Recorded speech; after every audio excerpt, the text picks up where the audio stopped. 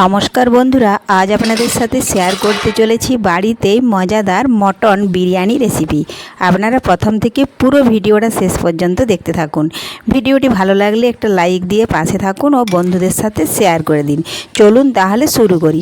তো দেখুন, এখানে 500 গ্রাম মটন ভালোভাবে ধুয়ে পরিষ্কার করে নিয়েছি। এখন এর মধ্যে দিয়ে দিচ্ছি কিছু উপকরণ। প্রথমে দিয়ে দিলাম পরিমাণ মতো লবণ, পরিমাণ মতো হলুদ গুঁড়ো, 1 টেবিল চামচ সরষের তেল দিয়ে হাত দিয়ে ভালোভাবে আমি মাখিয়ে বেশ কিছুক্ষণ রেখে দেব। মটন অনেকটাই শক্ত, তাহলে মটনটা অনেকটাই নরম হয়ে থাকবে। আর এখানে দেখুন, আমি বিরিয়ানির চাল নিয়েছি 500 গ্রাম। এই চালটা এখন এখানে সেদ্ধ করে নেব। তার জন্য গরম জল বসিয়েছি। জলে 2টো এলাচ, দারচিনি, তেজপাতা দিয়ে দিলাম। 1 টেবিল চামচ সাদা তেল দিয়ে দিলাম। এখন জল ভালোভাবে ফুটিয়ে নেব। আর এদিকে চালটা আমি ধুয়ে নিচ্ছি।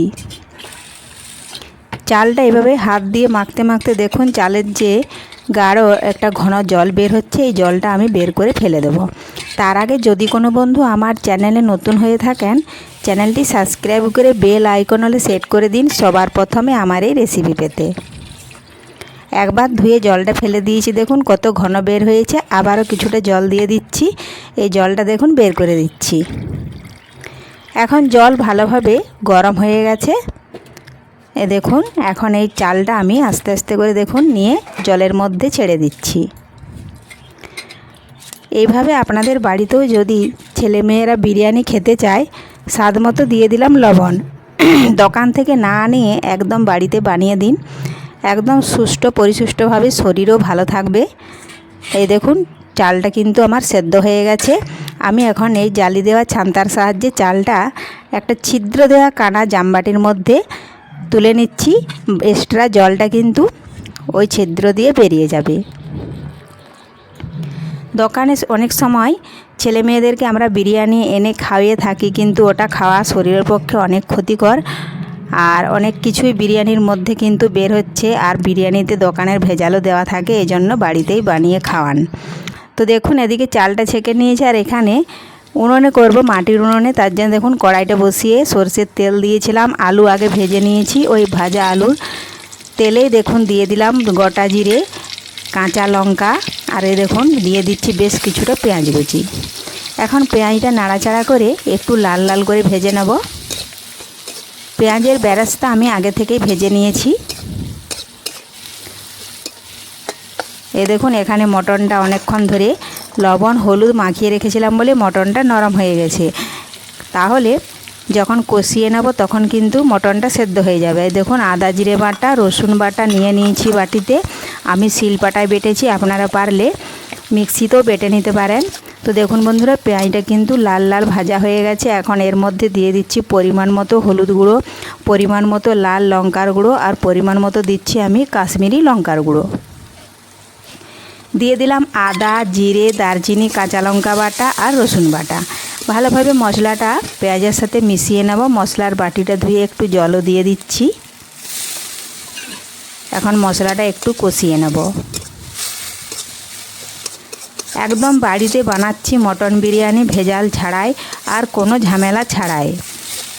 মনে হয় বিরিয়ানি বানাতে অনেক ঝামেলা, কিন্তু বাড়িতে এইভাবে বানিয়ে দেখুন, শরীরও ভালো থাকবে আর খেতেও কিন্তু খুব মজা পাবেন। একবার বাড়িতে এইভাবে যদি মটন বিরিয়ানি খাইয়ে কাউকে খাওয়ান, তো দেখবেন বারবার খেতে চাইবেন। তো দেখুন, মশলা আমি বেশ কিছুক্ষণ সময় নিয়ে ভালোভাবে কষিয়ে নিয়েছি। এখন আমি আগে থেকে যে মটন লবণ হলুদ মাখিয়ে রেখেছি, ওই মটনটা কিন্তু মশলার মধ্যে দিয়ে দেব।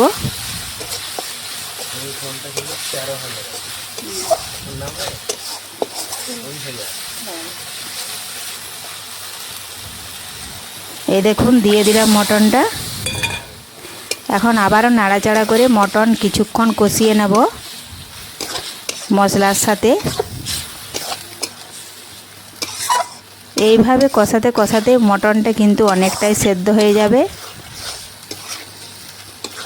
এর আগে আমি চিকেন বিরিয়ানি শেয়ার করেছিলাম বন্ধুদের আপনাদের সাথে। আজ আমি মটন বিরিয়ানি শেয়ার করছি। তেমন কোনো তফাৎ নেই, ওই একই রকমভাবেই কিন্তু বানাতে হয়। আর আমরা বাড়িতে কিন্তু যাই খাবার বানাই না কেন সেটা খাওয়া শরীরের পক্ষে অনেকটাই ভালো ও স্বাস্থ্যকর।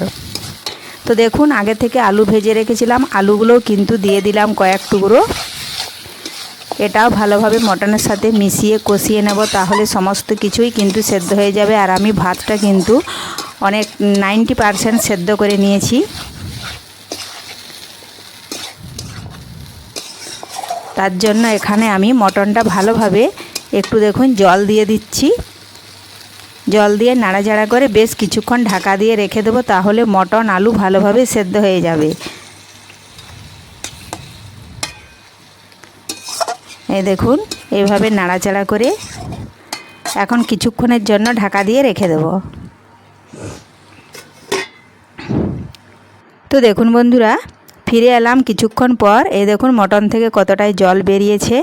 একটু জল দিয়েছিলাম, এই জলটা এইভাবে নাড়াচাড়া করে আমি আর একটু শুকিয়ে নেব, কারণ ভাতটা আমার অনেকটাই সেদ্ধ আছে, বেশিক্ষণ সেদ্ধ হতে টাইম লাগবে না।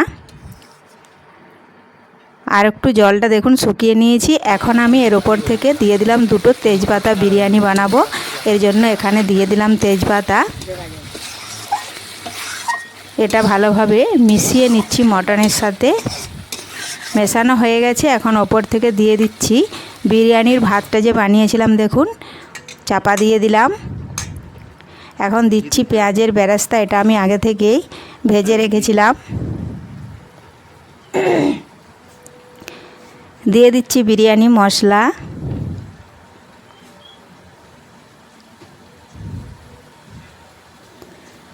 আবারও কিছুটা ভাত দেখুন দিয়ে দেবো। তো তার আগে দিয়ে দিলাম দুটো ডিম।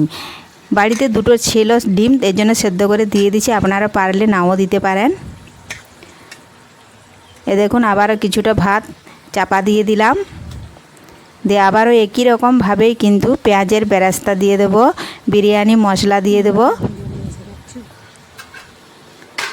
এই সময় কিন্তু কাঠের আঁচটা আমি কমিয়ে দিয়েছি, কারণ উপকরণগুলো দিতে একটু সময় লাগছে, তা না হলে কিন্তু তলায় পুড়ে যাবে।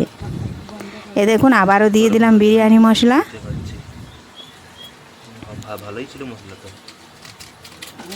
সমস্ত মশলাটা আমি ঢেলে দিলাম, একটু ছিল। তো এখন অবশিষ্ট ভাত যেটুকু আছে সেটাও দেখুন ওপরে আমি দিয়ে দিচ্ছি।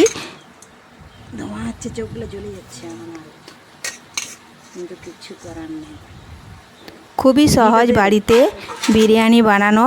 এখন দিয়ে দিলাম আমি গোলাপ জল ও মেঠা আতর, একটু সামান্য দিলাম, আর কিছু দিলাম না। দেখুন বন্ধুরা, আপনারা প্রথম থেকে শেষ পর্যন্তই দেখলেন, কোনো ভেজাল ছাড়াই বাড়িতে বানিয়ে নিচ্ছি মটন বিরিয়ানি রেসিপি। ওপর থেকে দিয়ে দিলাম কিছুটা ঘি। এখন আমি বেশ কিছুক্ষণ ঢাকা দিয়ে রেখে দেব, তাহলেই কিন্তু ঢাকা খুলে নিলেই তৈরি হয়ে যাবে খুব সহজে বাড়িতে মটন বিরিয়ানি রেসিপি। এইভাবে যদি বাড়িতে মটন বিরিয়ানি খাওয়া হয় বা কাউকে খাওয়ান, দোকানের বিরিয়ানি খাওয়া ভুলে যাবেন। এ দেখুন ঢাকা দিয়ে দিয়েছি। তো আজকের এই রেসিপি বন্ধুদের ভালো লেগে থাকলে লাইক, শেয়ার, কমেন্ট করতে অবশ্যই ভুলবেন না। পুরো ভিডিওটা ভালো লাগলে লাইক দিয়ে অবশ্যই পাশে থাকবেন। ধন্যবাদ। আজকের মতো বিরিয়ানি দেখুন হয়ে গেছে, এখন খেতে বসলেই হয়। ফিরে আসবো পরের ভিডিও।